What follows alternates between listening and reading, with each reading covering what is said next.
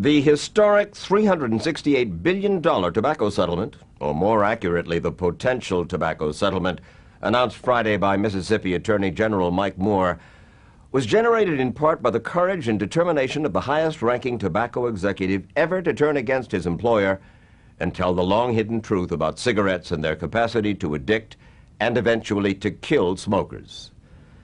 The man who blew the whistle was Dr. Jeffery Wigand, who was called a true American hero last Friday by Attorney General Moore. Wigand was the $300,000 a year vice president and research chief at Brown & Williamson Tobacco, who was fired from his job there and then hounded and smeared by B&W, who sued him for breaking his confidentiality agreement with them. It was that alleged breach of his confidentiality agreement that originally deterred us at CBS from broadcasting the piece that you're about to see. But finally, the way was cleared in February of 1996, and CBS management permitted us to broadcast our interview with Dr. Jeffery Wigand. What Dr. Wigand told us in that original interview was that his former colleagues, executives of Brown & Williamson Tobacco, knew all along that their tobacco products, their cigarettes and pipe tobacco, contained additives that increased the danger of disease. And further, that they had long known that the nicotine in tobacco is an addictive drug, despite their public statements to the contrary, like the testimony before Congress of Dr. Wigand's former boss, B&W Chief Executive Officer Thomas Sandifer. I believe with nicotine it's not addictive. I believe he perjured himself because I watched those testimonies very carefully. All of us did. There was the whole line of people, the whole line of CEOs up there, all swearing that... And part of the reason I'm here is I felt that their representation clearly, at least within Brown & Williamson's representation, clearly misstated what they commonly knew as language within the company. You know, we're in a nicotine delivery business. And that's what cigarettes are for. Most certainly. It's a delivery device for nicotine. A delivery device for nicotine. Put it in your mouth, light it up, and you're going to get your fix. You get your fix. Dr. Wigand says that Brown & Williamson manipulates and adjusts that nicotine fix not by artificially adding nicotine, but by enhancing the effect of the nicotine through the use of chemical additives like ammonia. This process is known in the tobacco industry as impact boosting. While not spiking nicotine, they clearly manipulate it. The process is described in Brown & Williamson's Leaf Blender's Manual and in other B&W documents. There's extensive use of this technology, which is called ammonia chemistry, that allows for nicotine to be more rapidly absorbed in the lungs and therefore affect the brain and central nervous system. And then there are these documents, thousands of pages of scientific reports and legal memoranda from B&W secret files, which experts say support Dr. Wigand's claim that Brown & Williamson's executives had had strong reason to believe all along that nicotine is addictive and that their tobacco products cause cancer and other diseases. Most of these documents had been locked away in B&W's confidential files in Louisville, Kentucky, until this man, a paralegal in that law office, Merrill Williams, walked off with them. The documents found their way to Dr. Stanton Glantz, a professor of medicine at the University of California Medical Center in San Francisco. It was Dr. Glantz and a team of scientists from the university who wrote about the documents in the summer of 1995 in a series of articles in the Journal of the American Medical Association. What is the story that the documents told you? They told me that 30 years ago, Brown & Williamson and British American Tobacco, its parent, knew nicotine was an addictive drug, and they knew smoking caused cancer and other diseases. And Dr. Glantz says these documents reveal how Brown & Williamson was keeping that knowledge from the public. And they also developed very sophisticated legal strategies to keep this information away from the public, to keep this information away from public health authorities. Dr. Wigand said that a cigarette is basically a nicotine delivery instrument. That's what it's really all about. Yes, absolutely. And in the documents, they say that over and over and over again. And finding a way to deliver that nicotine to the smoker's brain without exposing smokers to disease-causing pollutants like tar that come with tobacco smoke is one reason, says Dr. Wigand, that he was hired by B&W on January 1st, 1989. They were looking to reduce the hazards within cigarette, reduce the carcinogenic components or listed carcinogens that were within the tobacco products. They talked about carcinogens, too? They talked about carcinogens. They talked about cancer and heart disease and emphysema and all of those things, and they were going to work toward making a safer cigarette? You must have been very excited. I was enthusiastic and energetic in terms of pursuing that. Dr. Jeffery Wigand, with a doctorate in biochemistry, had spent nearly 20 years working in the healthcare and biotechnology industries. He says his goal at B&W was to make a cigarette that would be less likely to cause disease. People will continue to smoke no matter what kind of regulations. If you can provide for those who are smoking and who need to smoke something that produces less risk for them, I thought I was going to be making a difference.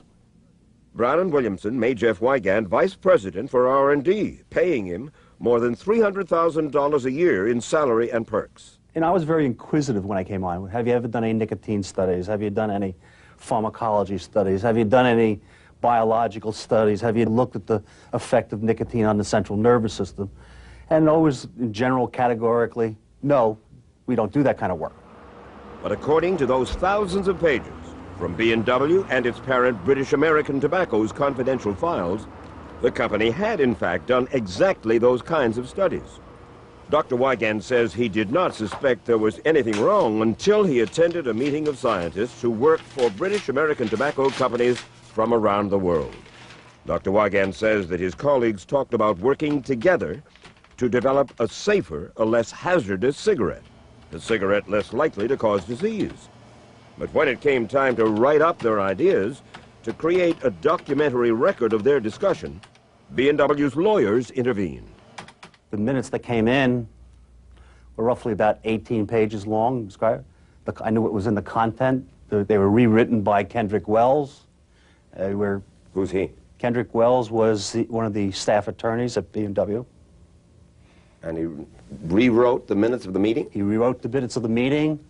He edited out the discussions on safer cigarette and basically toned the meeting down. You're saying that one of the staff attorneys for B&W here in the United States, whose name was? Kendrick Wells. An attorney, rewrote the minutes of this research meeting with all of the research heads of VAT Industries. That is correct. In order to sanitize it, in a sense. Sanitize it as well as reduce any type of exposure associated with discussing a safer cigarette. When you say you have a safer cigarette, that now takes everything else that you have available and say it's unsafe, and that from a product liability point of view gave the lawyers great concern. Kendrick Wells, the lawyer Dr. Wigand says deleted materials from the minutes of the scientific meeting, is now the Assistant General Counsel of B&W. Why would B&W lawyers like Kendrick Wells be so concerned? According to B&W's own confidential files, any evidence, any documents that show any B&W tobacco product, like Cools or Viceroy's, might be unsafe, those documents would have to be produced in court as part of any lawsuit filed by a smoker or his surviving family. And according to the lawyers, those documents could be disastrous for B&W. So the lawyers took over. The lawyers intervened, and then they purged documents. Every time there was reference to a word less hazardous or safer. But Dr. Wigand says the lawyers' interference, their editing and review of his reports, did not stop him. And I started asking more probing questions, and I started digging deeper and deeper. As I dug deeper and deeper, I started getting a bodyguard. What do you mean, bodyguard? I went to a meeting. I now was accompanied by a lawyer. My bodyguard was Kendrick Wells. Frustrated by the lawyer's intervention and presence at major scientific meetings, Dr. Wigand says he took his complaints to Thomas Sandifer, then the president of B&W. What did he say to you? I don't want to hear any more discussion about a safer cigarette. And he says Thomas Sandifer went on to tell him, if we pursue a safer cigarette, it would put us at extreme exposure with every other product. I don't want to hear about it anymore. all the people who were dying from cigarettes. Essentially, yes. Cancer, heart disease, things of that nature. Emphysema. Lawyers representing B&W and Thomas Sandifer have said that all this, as well as other accounts of conversations with Thomas Sandifer, are absolutely false. We asked Dr. Wigand what his reaction was to what he says was Sandifer's decision to abandon the safer cigarette. I would say I got angry. He was your boss. I bit my tongue. I had just transitioned from one company to another. I was paid well, it was comfortable, and for me to do anything precipitous would put my family at risk. You were happy to take down the $300,000 a year. I essentially, took the money. I did my job. So Dr. Wigand abandoned his idea of trying to develop a new and safer cigarette. He turned his attention to investigating the additives, the flavorings, the other compounds in B&W tobacco products. Many, like glycerol, which is used to keep the tobacco in cigarettes moist, are normally harmless. But when glycerol is burned in a cigarette, its chemistry changes. Glycerol, when it's burnt, forms a very specific substance called acrolein. According to the American Council on Science and Health, acrolein, or acrolein, is extremely irritating and has been shown to interfere with the normal clearing of the lungs. Recent research shows that acrolein acts like a carcinogen, though not yet classified as such. And Dr. Wigand says that B&W continues to add glycerol to their products. But it was another additive that Dr. Wigand says led to the end of his career at B&W. The straw that broke the camel's back for me and really put me in trouble with Sandifer was a compound called coumarin. Coumarin is a flavoring that provides a sweet taste to tobacco products, but is known to cause tumors in the livers of mice. It was removed from B&W cigarettes, but according to these documents, B&W continued to use it in its Sir Walter Raleigh aromatic pipe tobacco until at least 1992. And when I came on board at B&W, they had tried to transition from coumarin to another similar flavor that would give the same taste, and it was unsuccessful. Dr. Wigand says the news about coumarin and cancer got worse. This report, by independent researchers, part of a national toxic safety program, presented evidence that coumarin is a carcinogen that causes various cancers. I wanted it out immediately, and I was told that it would affect sales, and I was to mind my own business. And I constructed a memo to Mr. Sandifer indicating that I could not in conscience continue with coumarin, a product that we now normally have documentation that is lung-specific carcinogen. Right. Sent the document forward to Sandifer. I sent a document forward to Sandifer. I was told that we would continue working on a substitute, and we weren't going to remove it because it would impact sales, and that was his decision. In other words, what you're charging Sandifer with, and Brown and Williamson with, is ignoring health considerations consciously. Most certainly. After his confrontations over coumarin, Dr. Wigand says he was not surprised when on March the 24th, 1993, Thomas Sandifer, newly promoted to Chief Executive Officer, CEO of B&W, had him fired. And the reason for firing that he gave you? Poor communication skills, just not cutting it, poor performance. Dr. Wigand, who was then married with 2 young daughters, was fired by Brown and Williamson Tobacco. His contract had provided severance pay and critical health benefits for his family. Critical because one of his children requires expensive daily health care. Several months after he was fired, B&W decided to sue their former head of R&D, threatening those vital health benefits. They said I violated my confidentiality agreement by discussing my severance package. Lucretia Wigand says that the firing and B&W's suspension of benefits was devastating. We almost lost our family as a unit. Jeff and I almost separated. Why? Because he was under so much stress and so much pressure that it was something that we needed help dealing with. We went to counseling, and we've worked through it.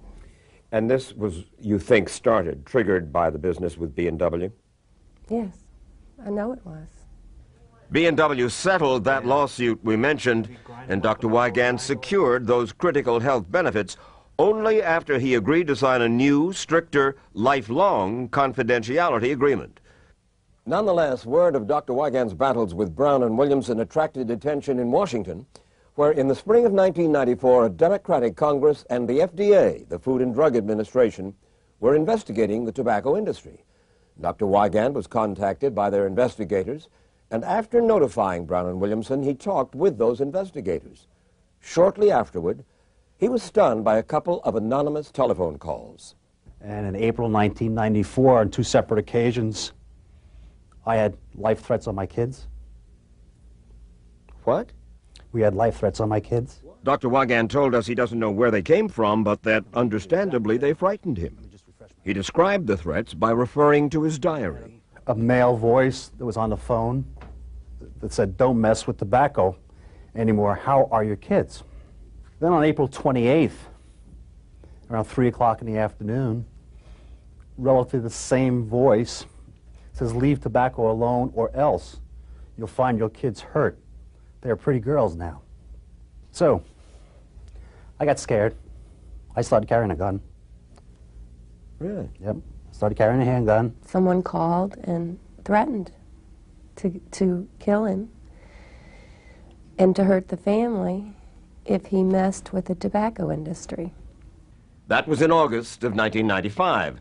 The following February, Lucretia Wigand filed for divorce, and by that time Brown and Williamson had begun their full-throated campaign to discredit Jeffery Wigand. That report when we return.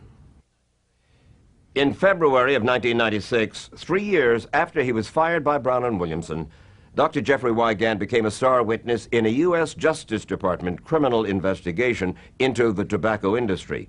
That investigation continues. But Dr. Wigand paid a heavy price for his decision to testify, as well as for allegedly breaking his confidentiality agreement by talking to us.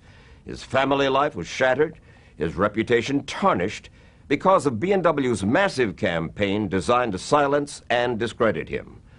Back to the report we first broadcast in February a year ago. They're trying to do what they can to paint you as irresponsible, a liar. Well, I think the word they've used, Mike, is a master of deceit. You wish you hadn't come forward? You wish you hadn't blown the whistle?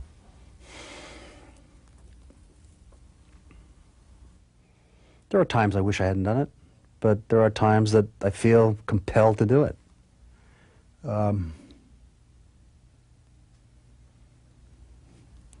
If you ask me if I would do it again, or if do I think it's worth it? Yeah. I think it's worth it. I think in the end, people will see the truth. Well, these three men have seen the same truth as Wigand.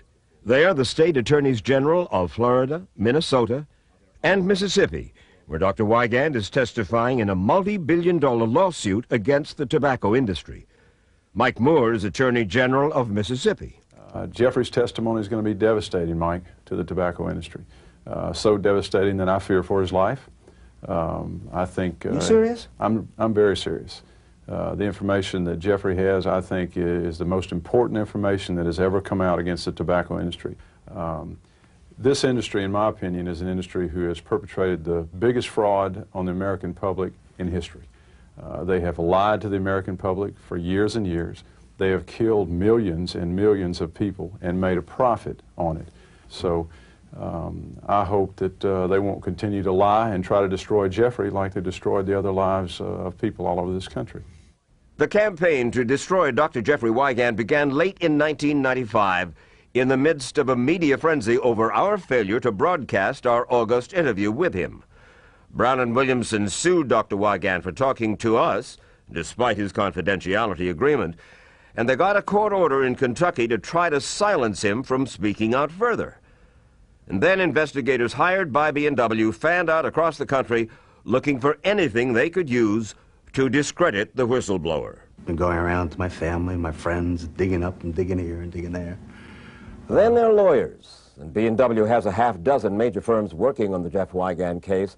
Their lawyers compiled the results of their nationwide dragnet into a summary that alleges that in recent years, Dr. Wigand pled guilty to everything from wife-beating to shoplifting. Beyond that, they charged him with a multitude of sins, from fudging his resume to making a false claim 3 years ago for $95.20 for dry cleaning. Then Brown and Williamson retained John Scanlon to get their story to the media. Scanlon is a fixture of the New York media scene who has close personal relationships with print and television reporters and producers, as well as editors and publishers. We asked him to sit down and discuss the charges he has been circulating to me and other reporters, but he declined. But Scanlon did make this statement to a CBS News camera crew. He's running from cross-examination. His victims have decided to respond and present evidence that he is, in fact, a habitual liar. The smear campaign has been very systematic, very organized, very well done. My background is I have a PhD in biochemistry. Today, Dr. Wigand is a $30,000 a year science teacher at a Louisville, Kentucky public high school. And his students, his faculty colleagues, and his family were stunned when a Louisville television station broadcast some of Brown and Williamson's accusations. Court records show Wigand was charged with theft by unlawful taking and shoplifting. Then Brown and Williamson's 500-page dossier on Wigand was given to the Wall Street Journal, which investigated the charges. And in this front-page story, the Journal reported that, quote, a close look at the file and independent research by this newspaper into its key claims indicates that many of the serious allegations against Dr. Wigand are backed by scanty or contradictory evidence. And they continued, quote, some of the charges, including that he pleaded guilty to shoplifting, are demonstrably untrue. We put that statement to Gordon Smith, an attorney designated by Brown and Williamson to talk to us. The Wall Street Journal went through all of that material. It says that what the dossier that you put together, scant evidence. Mr. Wallace, that's dead wrong. There's not scant evidence. The Wall Street Journal did not go over the scores, literally scores of untruths told by Jeff Wigand that we showed to them. And Gordon Smith went on at some length to say that Wigand's life, quote, is a pattern of lies. I don't understand, frankly, Mr. Smith. I really don't understand. Brown and Williamson must be in a panic if they're going after this man as hard as you are. You're wrong. There are no material inaccuracies in that book. None whatsoever. But not included in that dossier were Brown and Williamson's own personnel records, which showed that Wigand had received good performance appraisals for the first 3 years from B&W. In his 4th year, however, those appraisals turned sour. But despite that, even after he was fired, he received this letter from Brown and Williamson's personnel director. To whom it may concern, Dr. Jeffery Wigand was instrumental in the development of new products, as well as the major impetus behind a significant upgrade in our R&D technical capabilities, both in terms of people and equipment. During his tenure at Brown and Williamson, Dr. Wigand demonstrated a high level of technical knowledge and expertise. And this is on your own stationery, your own man saying bad about him. Mike, Brown and Williamson refused to be a reference for Jeff Wigand after he left. This letter was negotiated with his attorney, and it was the only statement Brown and Williamson would ever make about him because Brown and Williamson did not want to be a reference for Jeff Wigand. And Mr. Smith had this to say about our relationship with Jeffrey Wigand. You're being led along by a guy who's not believable. You're getting half the story. Well, you've got a vested interest in making this man credible. Why do we have a CBS has paid this guy $12,000. For what? I believe for consulting. Now, wait just a moment. Let's get this straight.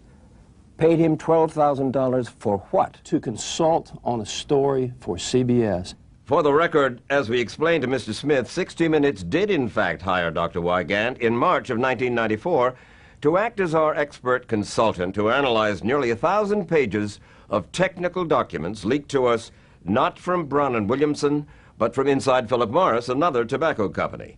At that time, Dr. Wigand told us that he would not talk with us about Brown and Williamson, and he did not until over a year later.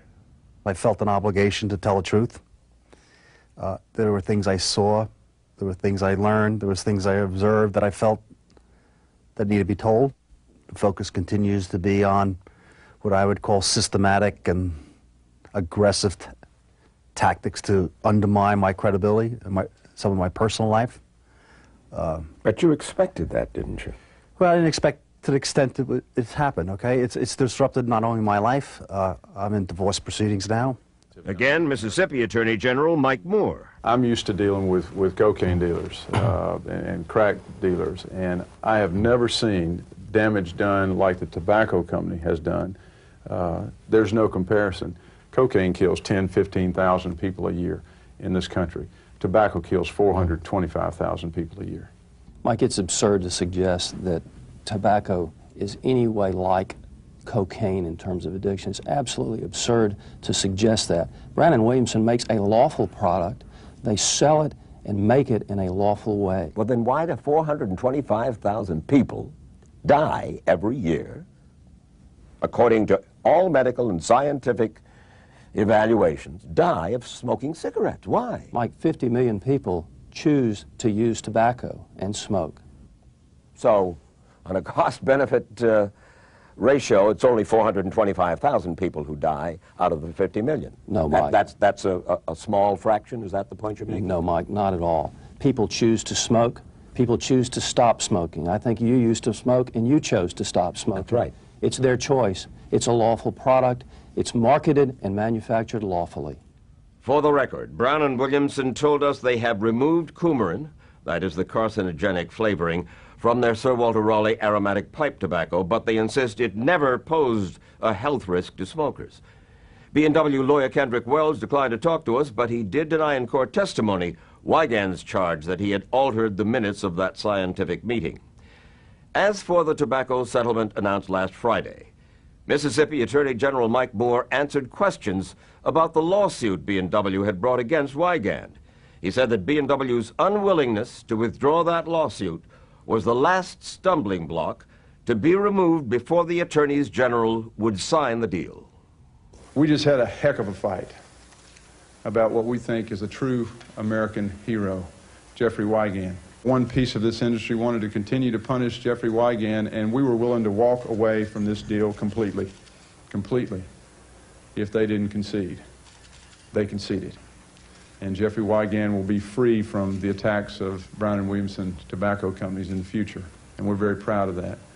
As we said at the beginning, this historic settlement with the tobacco industry still has to be written into law by the Congress, where there is some skepticism about details of the agreement. And of course, it must get the approval of the White House as well. Finally, Big Tobacco still has another problem, fomented in part by Dr. Wigand, and that is a criminal investigation by the Department of Justice into allegedly false statements made by tobacco executives to federal agencies and the Congress.